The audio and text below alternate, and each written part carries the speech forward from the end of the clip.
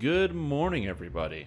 I am Strimtom, and here today I want to teach you guys about Reaper Mode, because Reaper Mode is an exciting difficulty that I know a lot of people want to get in and try playing, and it's hard to start when you really don't know what's going on, when you don't know kind of exactly how the game mode changes and what's actually happening. So I want to take this opportunity to make a quick two-part guide that'll explain everything you need to know about Reaper Mode so you can be successful. So we're going to start off with Reaper Mode. What is it? So very simply, it's a difficulty setting that is above Elite difficulty. So it's considered completely separate from the regular, progression line. It is its own thing. It grants more experience than Elite difficulty, which is something that I'm not super happy about, but we'll talk more about that later. It has Reapers, which is a special type of monster that can spawn when you're fighting in Reaper mode. There are more champions that you have to deal with. There's also higher tier champions. The regular champion monsters, if you watch my champion video from before, you'll be able to see that there's going to be more champions, so it's even more important to know what they do. Reaper also isn't one difficulty setting, it's 10 difficulty settings, so you can scale it from Reaper 1 to Reaper 10, and we will be looking at the differences in each of those difficulty settings. You get Reaper XP from completing quests on Reaper mode, which is great, because you can then spend that Reaper experience points in the Reaper tree, something we're going to look at later in the video. And on top of that, once you get enough Reaper experience, you're able to unlock special bonuses like cool cosmetics that we'll look at in just a minute. All healing is reduced in Reaper mode, so it kind of changes up the regular gameplay loop. You can't just go in and solo if you're playing a character who relies pretty much just entirely on potions, because potions are not going to get you through these quests. On top of that, player damage is also reduced, as well as self-healing being reduced even more. If someone else heals you, that healing is going to be reduced. But if you try to heal yourself, that healing is going to be reduced. So it's something to deal with, and it makes Reaper mode sometimes very difficult if you don't have anyone who can do any type of healing or people that can't heal each other. Not only does Reaper mode make you weaker, it also makes the monsters more powerful, increasing their damage resistance, and their saving throws. However, there are some cool benefits, like the fact that there's a higher name drop chance on named items, and you can drop special Reaper boost items. So named items have a 33% chance to drop on Elite difficulty, and they get an extra 1% for every Reaper skull. So if you happen to do it on Reaper 10, that's a 43% chance for named items to drop. You can't just do Reaper 10, that's really hard, but if you can, it's an extra 10%. You don't have to worry about ransacking so much. So let's look at some of the rewards. So why exactly should you do Reaper mode? Well, for me, and why I like to do Reaper mode, is because it's a fun challenge. It kind of gives that old school DDO feeling. Like back in the day, everything was hard. Anytime you went into a dungeon, anytime you went into an adventure, you're always worried about the traps. You'd have to sit there and be like, okay, we need a trap guy. We need a healer to be able to get through these quests. And nowadays, with your builds that can do pretty much anything, you're looking at use magic device to be able to get heals, scrolls, and wands. Any character can pretty much find a way to heal themselves somehow, and everyone's pretty self-sufficient, and a lot of people have so much health you can avoid traps pretty much altogether. It isn't as important in the regular difficulty setting. And I don't just mean for players who are playing, multiple life characters. I mean even like first life characters. The new hardcore server in the hardcore league showed me that you can have really, really tanky characters that happen to be at first life. My ranger hit level cap with about 600 health, which blew my mind. Level 20 with 600 health on a first life character. The stats have just gone up and things are changing. This is a bit of a step back. It makes grouping feel much more important because you need to make sure people are covering all those individual bases. On top of that, the classic roles of tank, healer, and DPS become essential. If you have a tank in your party, I guarantee you will notice by leaps and bounds how much easier Reaper mode is. It also rewards you more for thinking and strategy, using spells that you might not have otherwise used. Spells like Entangle, Obscuring Mist, Solid Fog, things that you can use to ward off different areas from enemies and to protect your allies. On top of that, you also get cool rewards, like cosmetics. The rewards are pretty much exclusively cosmetic, and you get them from the Raven Queen people down here. You can find these people inside of the Hall of Heroes, and when you earn Reaper XP, you get Reaper points, and at Reaper point 25, 50, and 75, you earn your individual rewards, which happen to be these rewards right here. First, starting with the Reaper Eyes in the top left corner, that's for 25 points. It costs 1 million platinum from the vendor, but they look pretty dang cool. They also wave around, so that's a picture doesn't do justice. I didn't have a jife to look at. Then you've got the Reaper Companions at 50 points, so you get a Reaper Creature Companion. They're really nice. They are very, very expensive, but they look really cool. And then finally, the Reaper Wings, looking astonishingly cool for 75 points. It is very difficult to come by. They also cost 2 million platinum each, so if you do have to buy them again every single time you reincarnate, but they look cool, and you get to show off, hey, guys, guess what? I'm the person that did Reaper mode. I beat it with my team and my group, and we got the 75 points, which takes quite a long time. For point of reference, I've been playing Reaper mode since it came out. I am at about 66 points, I think, right now, so I'm 9 points away, but it's still quite a journey.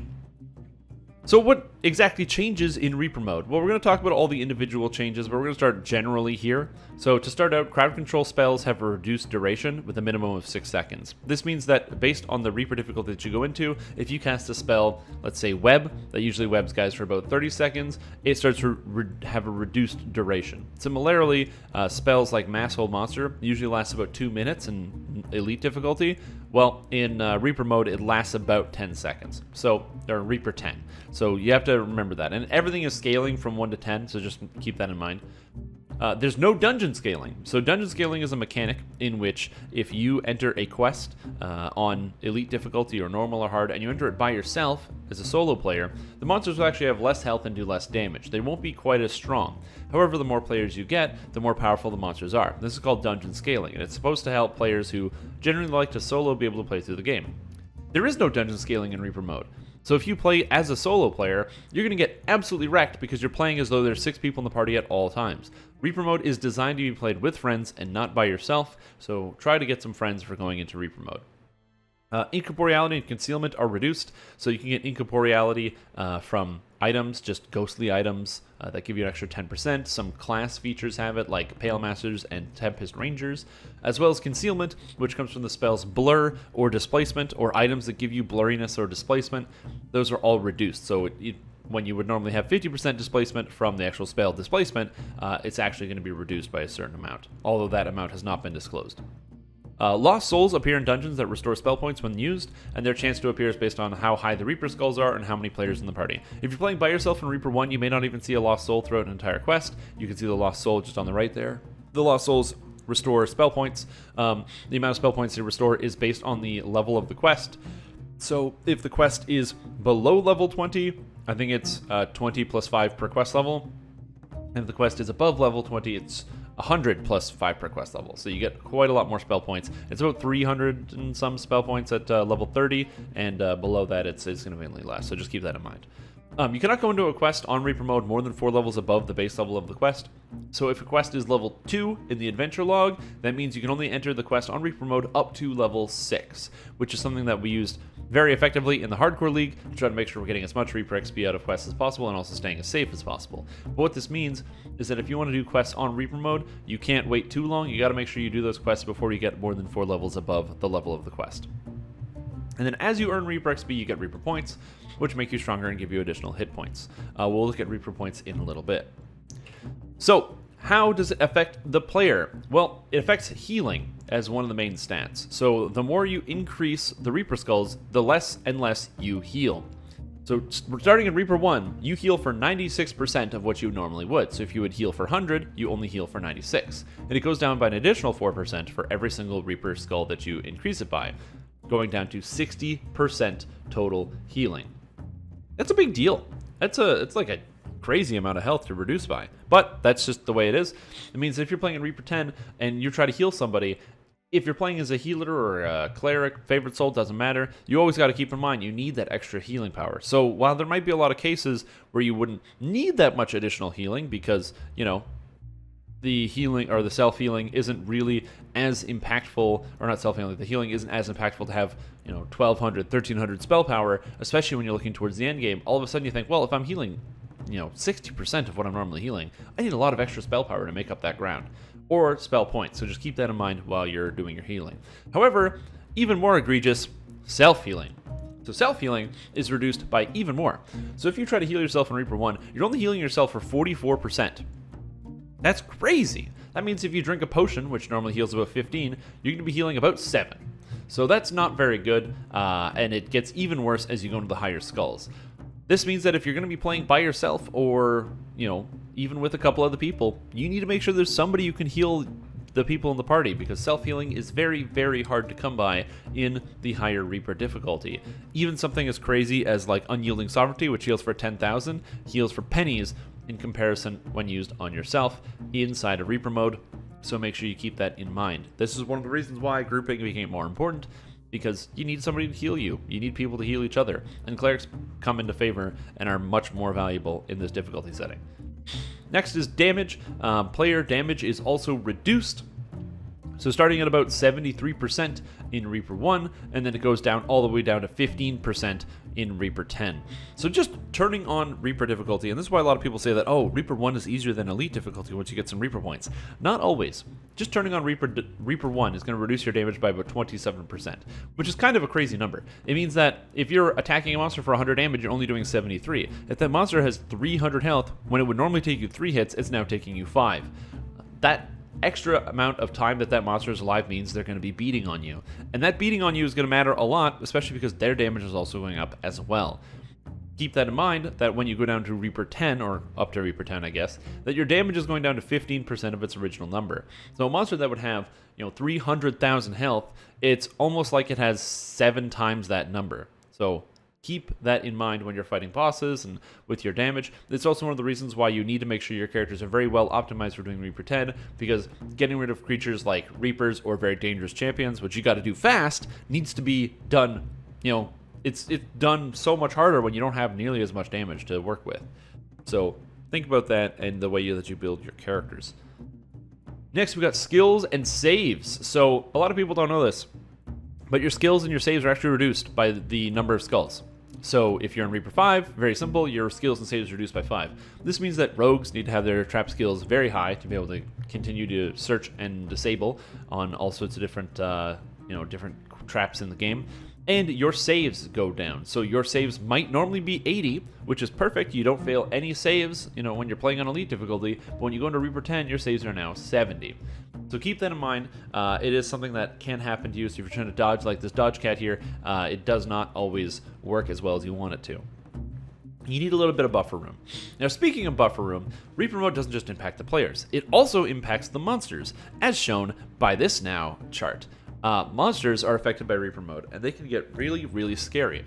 To start out, their damage starts to go up, and this is an approximation about how much damage they do, but it's a pretty decent approximation. So going into Reaper 1, a monster is going to be doing about 30% increased damage. Once you hit Reaper 3, monsters are doing about double the damage they normally did before. And that's a lot. That's something that's very hard to deal with. If a monster is hitting you for 20 damage in Elite difficulty, it's now hitting you for 40 damage in Reaper 3. If it's critically striking you, it's now hitting you for about 100 damage. That might be difficult to deal with, especially in the early levels.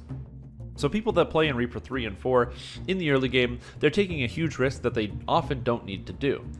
On top of that, once you go up to Reaper 10, you're going to notice that 300% increase. That's 4 times the damage. So if you're playing in a quest like Sharn, the monsters hit for about 350 damage on Elite with their regular hits.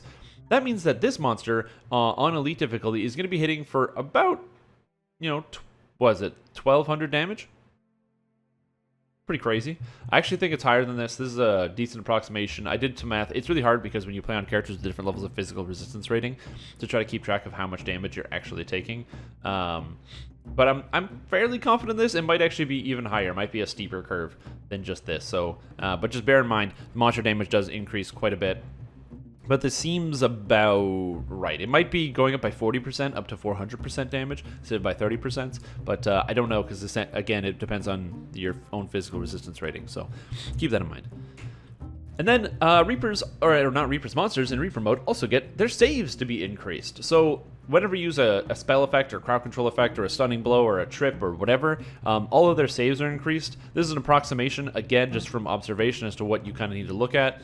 So think to yourself, okay, I want to play in Sharn. All right, so if you're thinking about Sharn, you want to have your spell DCs somewhere around 105 on Elite difficulty.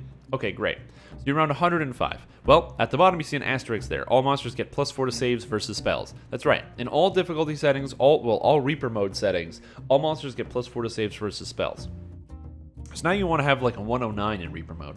But depending on the Reaper mode that you go into, if you're going into Reaper 1, you want to have about 110. If you're going into Reaper 10, you want to have about 129. So again, something to keep in mind as to where your DCs should be at, depending on the difficulty you want to play in.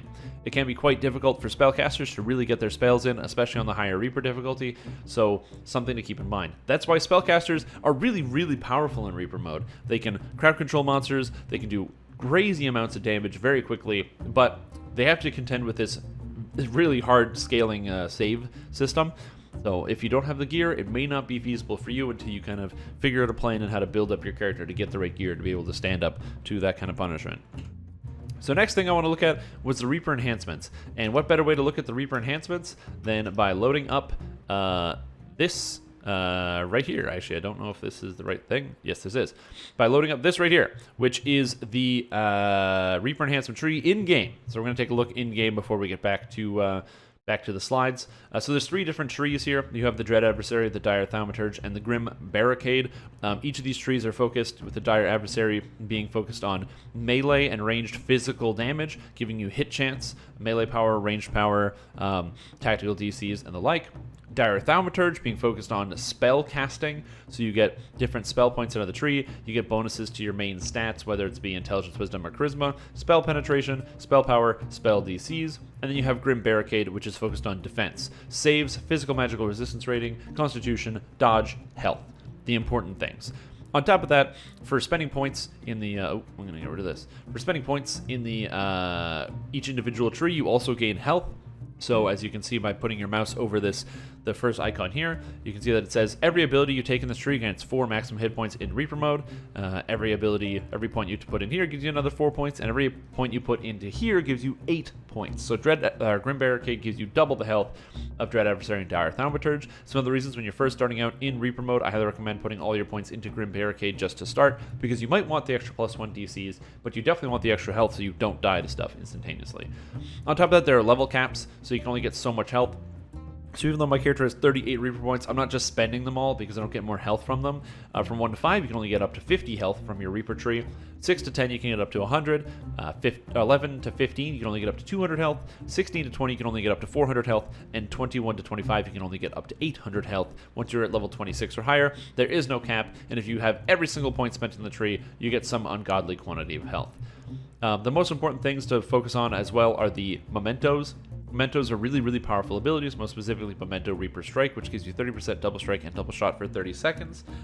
These abilities all share the same cooldown, similar to Action Boost, but you get an extra charge or an extra cast of this ability based on each memento that you have. So let's just say you want to use Memento Reaper Strike. You would put the points in here, so now this is 30% when you use it.